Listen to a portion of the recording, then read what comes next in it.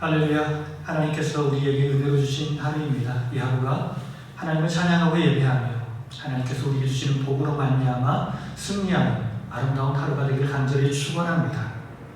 하나님은 모든 일을 진행함에 있어서 사람을 선택하시고 또한 그 사람에게 힘과 능력을 베풀어 주십니다. 그 힘과 능력은 오로지 성령에 의해서 모든 일들이 진행되는 것입니다. 우리가 성령 충만하면, 성령의 지배를 받으면 주님의 놀라운 능력과 은혜로 승리하는 인생이 될 수 있습니다. 오늘 바로 말씀이 그 말씀을 우리에게 전하고 있습니다. 오늘은 사무엘상 10장과 11장의 말씀입니다. 10장의 내용은 하나님께서 사울을 왕으로 선택하신 이야기가 기록되어 있습니다. 첫 번째 이야기는 사울이 새 사람이 되는 이야기입니다. 사무엘이 사울과 대화 가운데 앞으로 사울에게 있을 일들을 말해주고 있습니다. 베냐민 경계 셀사에 있는 라헬의 묘실 곁에서 두 사람을 만나게 될 것이다. 그들이 말하기를 너희 암나기를 찾았는데 너희 아버지께서 너를 걱정하시니까 빨리 돌아가야 한다라고 말하리라. 내가 다볼 상수리 나무 곁에서 하나님을 뵈려고 베델로 올라가는 세 사람들을 만나게 되는데 그들이 내게 문안하고 떡 2덩이를 주겠고 너는 그것을 받으리라. 그 후에 블레셋 사람들의 영문이 있는 하나님의 산에 이르러 그 성읍으로 들어갈 때 비파와 소고와 저와 수금을 앞세우고 예언하는 이 선지자 무리를 만나게 되는데 그때 여호와의 성령으로 말미암아 그들 중에 네가 예언하게 되리라. 이처럼 새로운 사람이 되리라라고 사울이 있을 일을 말해 준 것입니다. 하나님께서 사울과 함께하기를 간절히 원한다는 이런 축복문도 해주었습니다. 그렇기 때문에 너는 길갈에 가서 번제와 화목제를 드리고 내가 내게 행할 것을 가르칠 때까지 7일을 기다리라라고 말합니다. 사무엘의 예언대로 선지자 무리를 만나고 그들에게 떡을 받고요. 그리고 그 사람들과 함께 하나님께서 영이 임함으로 말미암아 예언도 했다라고 성경은 기록합니다. 그래서 옛날 이야기처럼 전해져 내려오는 이야기가 있는데 바로 사울도 선지자 중에 한 사람인가라고 말하였습니다. 사울이 예언하기를 마치고 산당으로 내려갔습니다. 이렇게 산당으로 내려가서 자기 집으로 돌아가서 사울과 자신의 숙부의 만남이 기록되어 있습니다. 사울의 숙부가 사환에게 사울은 어디 있느냐라고 물었을 때 사환이 하나님의 사람을 만나고 이제 돌아오는 길일 것입니다 라고 이야기합니다. 사울이 돌아와 사울의 숙부와 만나고 사무엘이 말한 것을 사울의 숙부가 물어봅니다. 어떤 이야기를 들었는가? 그러자 사울이 숙부에게 암나기를 찾는 일만 알려주었고 다른 일은 말해주지 않았다라고 이야기합니다. 이제 세 번째 이야기는 사울이 왕으로 뽑히는 이야기입니다. 사무엘이 백성을 미스바로 불러 여호와 앞에 백성들이 모였습니다.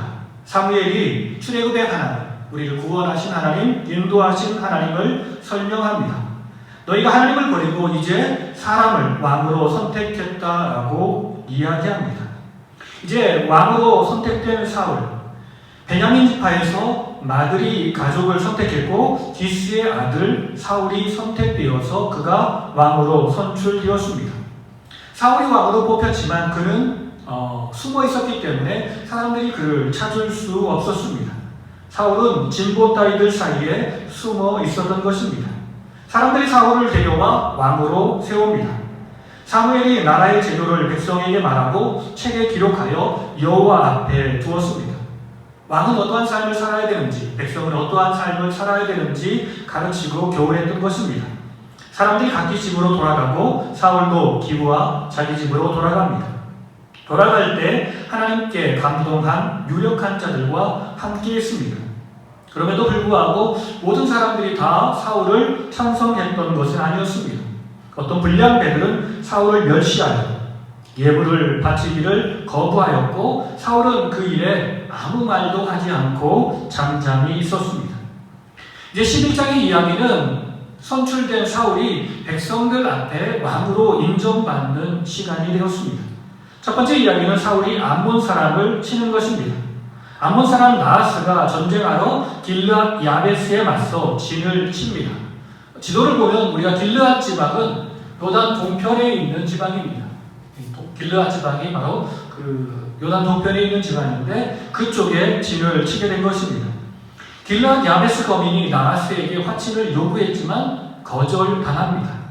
야베스 장로들이 이스라엘 온 지역에 전령을 보내서 구조를 요청합니다.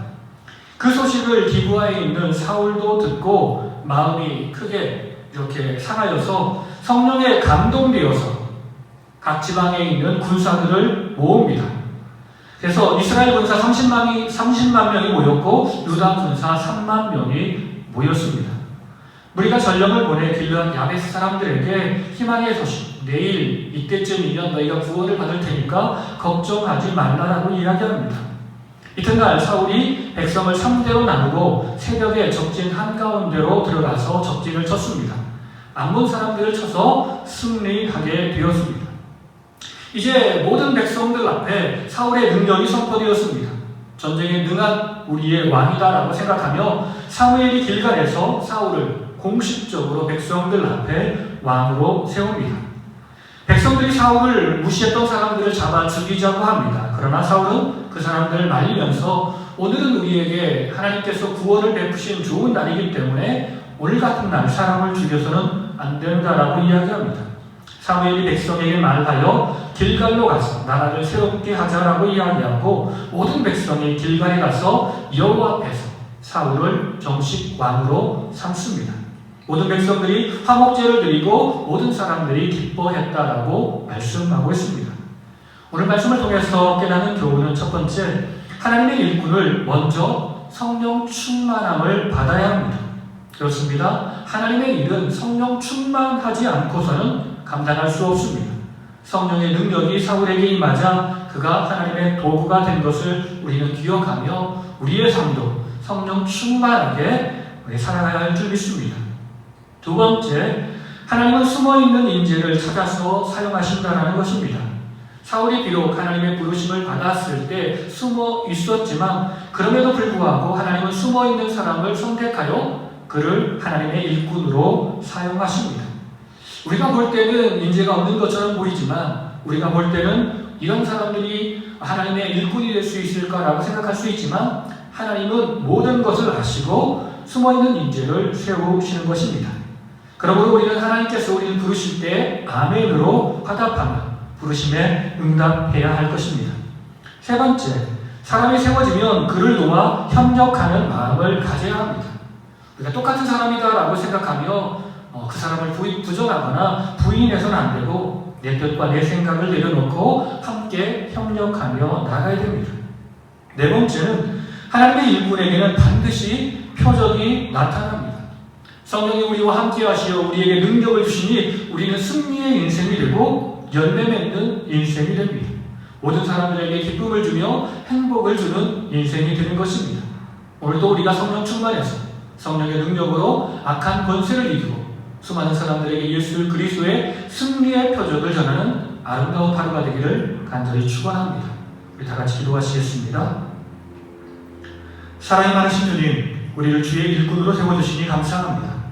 우리가 모든 일을 행함에 있어서 내 생각, 내 고집이 아닌 오직 성령의 충만함을 힘입어 주의 뜻대로 살아가는 주의 일꾼이 되게 하옵소서.